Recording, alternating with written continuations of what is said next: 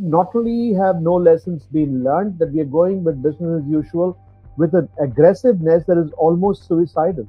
For people who have spent decades trying to build their lives, gather small assets like a washing machine or a mixie grinder or a scooter, which is very crucial for their livelihood, and drop their children at school, it is gone. I get hit in 2015. I get hit again in 2017 with the Varda cyclone. I get hit again in 2021 with heavy rains that turned into floods. What we saw yesterday was the river pushing back. So instead of draining, the drains were flooding your home. So of course you're going to get hit. You're going to get hit now. You're going to get hit tomorrow. You will get hit 10 years from now. You will get hit 20 years from now. You cannot solve this problem till you admit that you have messed up, and they're not doing that. And you will find the same government dumping earth inside the Ennore Creek to construct transmission towers or to build a new expressway, doing something else somewhere else in the name of development, aggravating the Adyar flooding problem by constructing an airport in Parandur. So there are many ingenious ways done by a bunch of people who have no touch with reality. They're on la la land. So I think that if you need urban planning, speak to the people who live here and they can tell you what is wrong with their landscape. Smart phrases, hashtags, I don't see, I'm very, very skeptical about that. Chennai saw unprecedented rains, and even as the rain has reduced, the water levels are receding, but there are other issues that the city will have to now cope with. But to put the spotlight on what the issue is and why this city again and again faces floods, I'm being joined by one of India's leading environmental activists, Nityanand Jayaraman. Thank you so much for taking out time today. Thank you, Pooja. I want to start by asking you, obvious comparisons have been drawn between what's happening now and what happened in 2015. In your opinion, what are the comparisons? Do you think lessons have been learned in the last 8 years, and what else needs to be done? I think that in terms of lessons learned, the corporation and the city authorities are more anxious, more nervous, and as a result, probably more ready to spring into action, knowing fully well that their city will flood. So, in terms of averting or reducing casualties, in terms of responding to SOSs, I think some progress has been made. In terms of mitigating or avoiding or lessening the disaster, the flooding disaster, I think no lessons have been learned. On the contrary, I believe that people have gone ahead with business as usual, or probably even more aggressively so. Most of the officials have been saying that the floods were caused, one, because of the volume of the rain itself, but they've also said that there wasn't enough time, and there was a pushback because of high tide into the canals. Do you buy this, and do you see this to be the primary reason for the floods? Your city is built on the coast, so it has to take into account the tide. So you can't say it rained because you have to take into account the northeast monsoon. It can't say a large volume of rain because the northeast monsoon is like that. One year it gives it a miss, the next year it dumps everything on us in one day, in a few hours. That is the nature of the monsoon. You've decided to locate your city over here, and if you point out facts, saying our city has only 3 drains, there are only 3 rivers. We could have had 5, but we don't. We only have 3 rivers. So that is not an excuse. I mean, I'm saying that, first of all, I don't think the corporation officials who are there today need to be on the defensive, because the disaster that we are facing now is something that they have inherited. One thing that they need to be more careful about is whether they are in the process of contributing to future disasters, which I would say they are. I can't blame them for the past disasters. And the built city of Chennai, the way it is because of the follies of successive governments. No one political party can be held responsible. You said that they are responsible for future disasters. If you can just elaborate on that point, please. Well, a couple of things. Give it another 4 days. And you will find the same government dumping earth inside the Ennore Creek to construct transmission towers or to build a new expressway, doing something else somewhere else in the name of development, aggravating the Adyar's flooding problem by constructing an airport in Parandur. So there are many ingenious ways in which the governments are carefully engineering future disasters. So that's what I meant by saying that not only have no lessons been learned, that we are going with business as usual with an aggressiveness that is almost suicidal. Right. If you were to list, say, top five or top three reasons why this happens year on year, what would you say is causing the floods? Runaway urbanization. I don't need three, I just need one. Right. And Runaway urbanization and runaway urbanization. See, urbanization is very interesting because it is all about built up space. They make it seem as if it's about development, they make it seem as if it is about the well being of people. But if it's the well being of people, then people should be well at the end of urbanization. And the situation today is such that it is not just a minor blip for people who have spent decades trying to build their lives, gather small assets like a washing machine or a mixie grinder or a scooter, which is very crucial for their livelihood, drop their children at school. It is gone. And the government's compensation is not even going to be scratching the surface. People who have the BMWs and Audis will get insurance, but not those who have purchased second-hand machines, bicycles. So I'm saying that the rebuilding their lives is going to be horrendously difficult, more so because this is a repeat kind of a phenomenon. I get hit in 2015. I get hit again in 2017 with the Varda cyclone. I get hit again in 2021 with heavy rains that turned into floods. How do I recover? Where is the well-being in this? What is the advantage of your urbanization? So so, urbanization, real estate, who is benefiting from this urbanization? very simple. I mean, the urbanization is of three kinds: residential, commercial, and industrial. And the beneficiaries are very clear. The kind of residential housing stock that is being currently constructed is all middle to high income. There is very low investment in working people's housing. A lot of this housing is coming up in areas where they shouldn't. Urbanization makes sense because it brings in, it's a pork barrel. It brings in revenue as well. It keeps the real estate lobby happy. And as long as you do that, all's hunky dory. The stormwater drains are often spoken about. It's almost like it's a magic wand. It is your only solution to avoiding floods. Do you think that they can carry water in floods of this volume? You have the answer of, you have to step out of your home in Madras, and you know that it's not work. And this is not something that is not predicted. Actually, Newsminute carried an article about the limitations of stormwater drains. The stormwater drains cannot be a magic wand. They hold with them the power of the promise. When faced with a intractable problem, the government must be seen as doing something, and it needs to tell people that take it easy. There's going to be a magic wand. We're going to do this. So many crores will be invested. But the problem is that a stormwater drain is a micro drain. The micro drain would end up in a larger drain. So what your house has a drain. That drain ends into the stormwater drain or into the sewage network. That then goes into a larger drain. The larger drain eventually aggregates and goes into a mega drain like the river.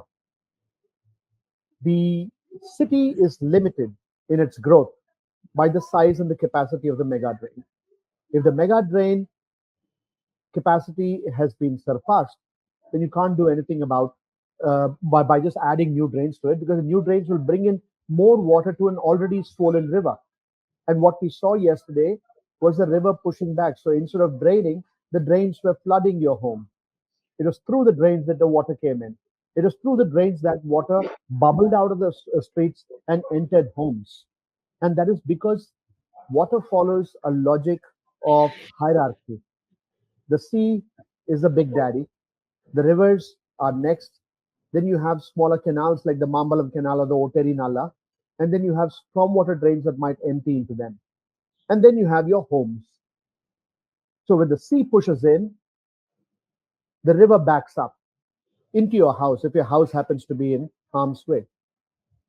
If you look at the layout of Chennai, we have large holding or retention areas. Looking at it only from a flood point of view, I'm not talking about water bodies as living systems, which they should be seen as, but just as water bodies which are meant to store water, discharge water, as civil engineers' point of view.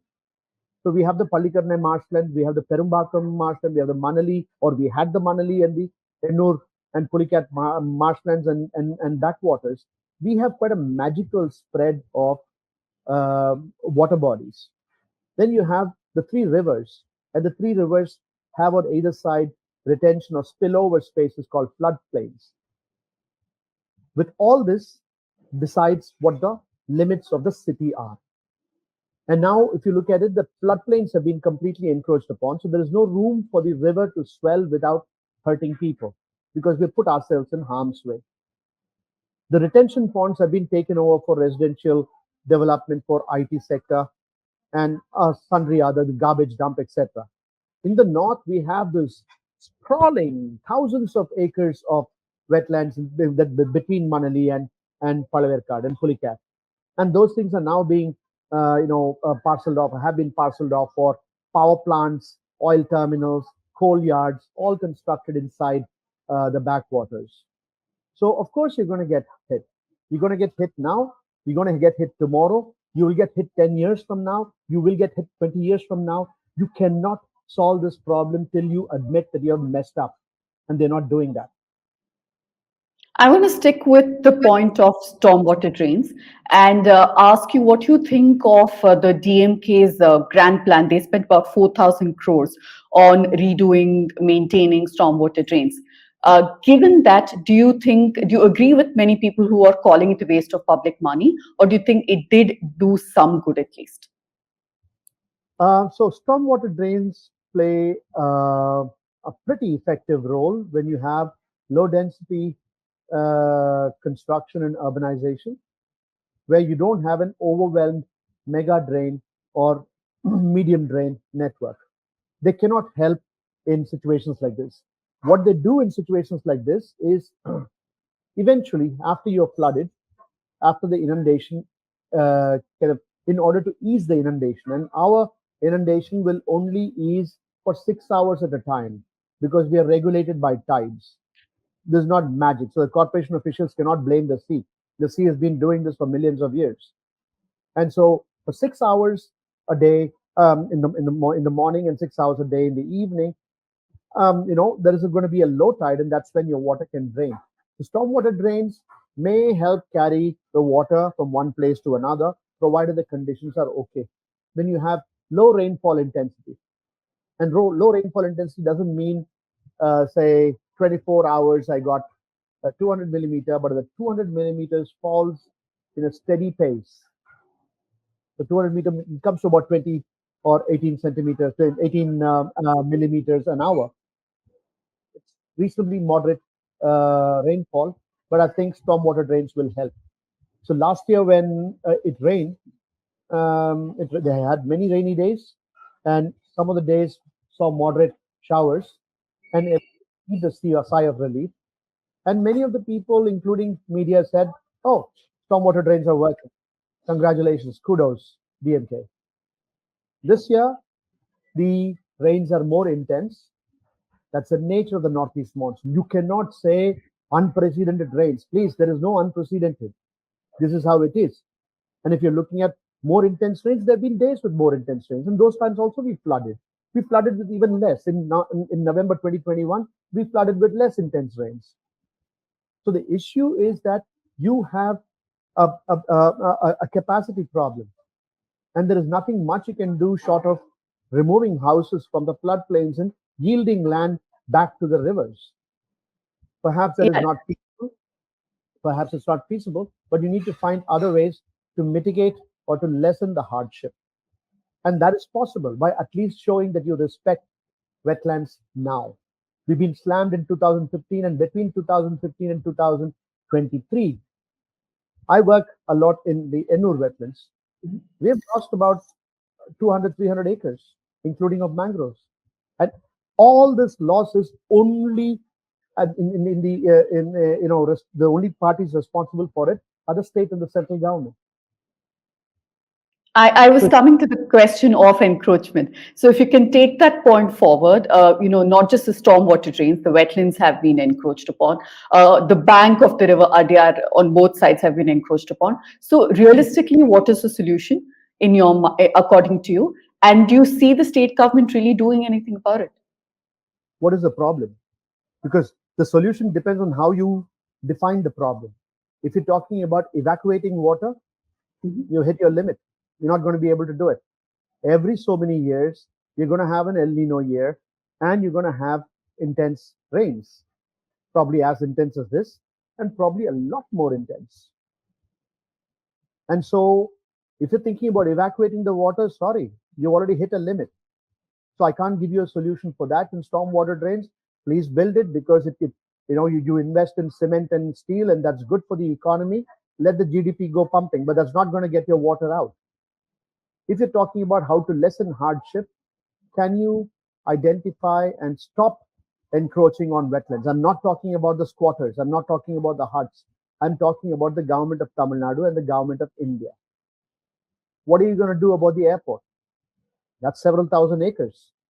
Yeah. If you say no, that is needed, then you're saying that the people in Chennai have to be put to hardship because what you're doing is in the headwaters of the Adyar, you're building infrastructure that will generate massive runoff.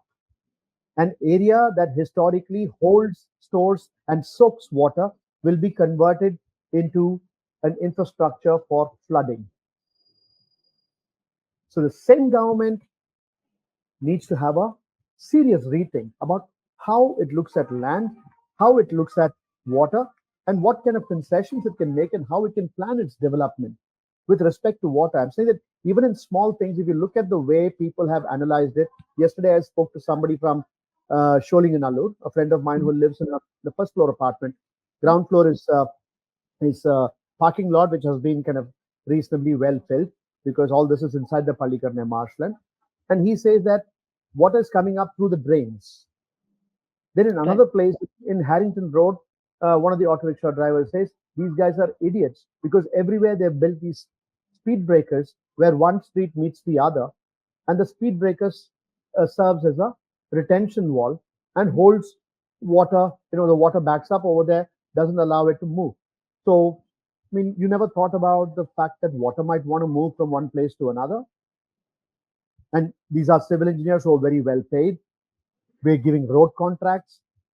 I mean, and then you also want to build smart cities with this kind of intelligent infrastructure. So I think that this needs a very serious rethink. It is not about space science, but it's about getting back to the basics.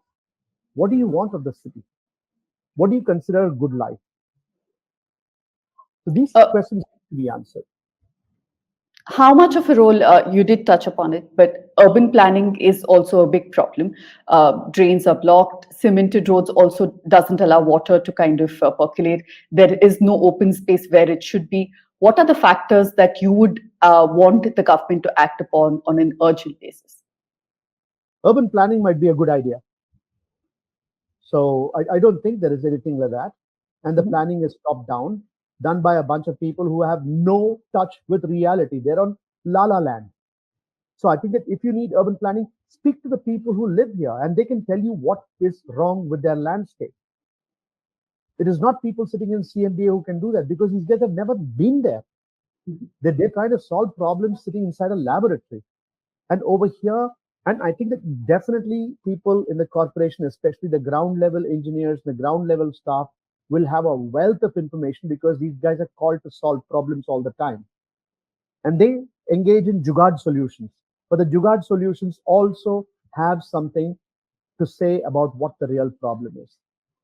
So I think that the planning needs to start from there. Yes, it would be good, but if you're planning in order to increase urbanization, then that's again going to be a problem. You're not going to you can't have a good plan to increase urbanization.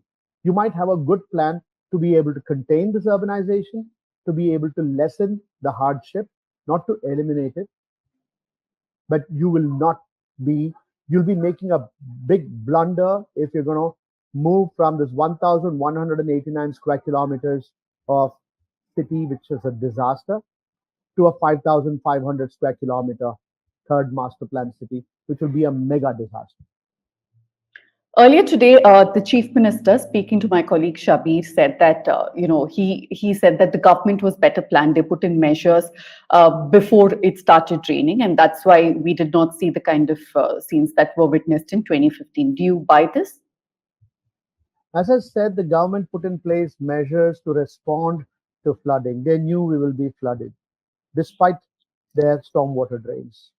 Because the stormwater, an engineer who designs it knows the limitations because everything has something called a design capacity.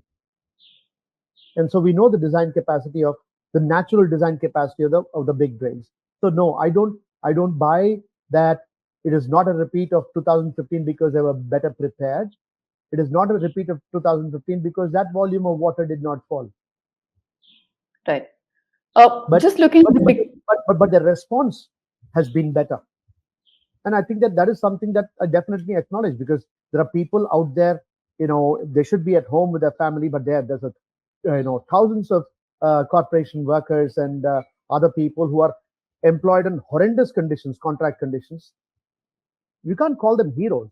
If you want to call them heroes, give them proper jobs. But they're out there doing their stuff. So yes, they were better prepared in terms of deploying stuff. They are they're not prepared. They're going about the same mistakes with an aggressiveness that indicates that the interest of all governments is in real estate. Can you explain to our viewers why the east coast of India witnesses far more number of cyclones than perhaps the west coast? Well, I mean, that's how it used to be, but no more. I think the cyclone scientists, I think that there's a breed of scientists who are actually following cyclones and very interested in that, have been noticing a lot more. I mean, even this year we had one cyclone in the Arabian Sea, which was very very major. We had the Oki cyclone. We have another one after that. So the number of cyclones in the Arabian Sea has been increasing. Um, I don't know the exact reasons why, and there definitely is a reason. It's just that I don't know the reason why Right. Bay of Bengal had higher cyclones in the Arabian Sea. Now that Arabian Sea is also catching up, for that the reason is the Arabian Sea is heating up much quicker than the Bay of Bengal. Right. Chennai has been rated, according to one study, as the seventh most vulnerable district in India as far as climate change is concerned. Keeping this in mind, do you see the situation getting worse? And has this been seriously been underestimated by authorities both in Tamil Nadu and the government of India? See, I think that rates and scores don't really matter. All our cities are disasters, not waiting to happen, that happen again and again. So Bombay goes down regularly. Bombay's season is around July to August. It goes down. Bangalore goes down regularly. Hyderabad goes down. Delhi goes down. Pune goes down. So basically, we are in the business. What we call government is a disaster creating machine.